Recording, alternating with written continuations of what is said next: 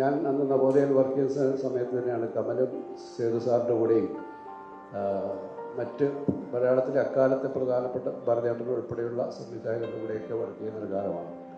അപ്പോൾ എനിക്കൊന്ന് സേതു സാറിൻ്റെ മറ്റു ഒരു പടത്തിലാണ് കമൽ അസോസിയേറ്റ് ഡയറക്ടറായിട്ട് വർക്ക് ചെയ്യുമ്പോഴത്തേക്കും സുകുമാരി ചേച്ചി ആ സിനിമയിൽ അഭിനയിക്കുന്നുണ്ട്. അപ്പോൾ സുകുമാരി ചേച്ചി ഇടയ്ക്കിടയ്ക്ക് സിബി എന്ന് വിളിക്കുന്നുണ്ട്. അപ്പോൾ ഈ സാധാരണ ആർട്ടിസ്റ്റുകളൊക്കെ സംവിധായകരുമായിട്ട് നേരിട്ട് കമ്മ്യൂണിക്കേറ്റ് ചെയ്യേണ്ടാത്ത കാര്യങ്ങളുണ്ട്. പക്ഷേ സ്ക്രിപ്റ്റ് ചോദിക്കുക, അല്ലെങ്കിൽ ആ എടുക്കാൻ പോകുന്ന സീനിനെ കുറിച്ച് ചോദിക്കുക, അല്ലെങ്കിൽ കോസ്റ്റ്യൂമിനെ കുറിച്ചുള്ള കാര്യങ്ങളൊക്കെ അസോസിയേറ്റ് ഡയറക്ടറുമായിട്ടാണ് കമ്മ്യൂണിക്കേറ്റ് ചെയ്യുന്നത്.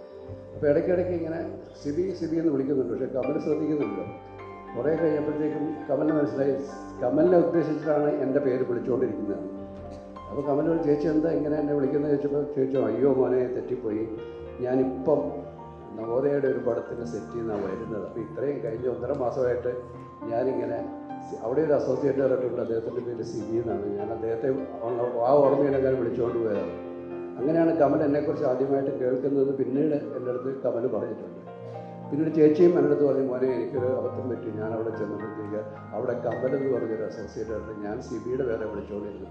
അപ്പോൾ ഞങ്ങളിങ്ങനെ പരസ്പരം കേട്ട് പരിചയപ്പെട്ടവരാണ്.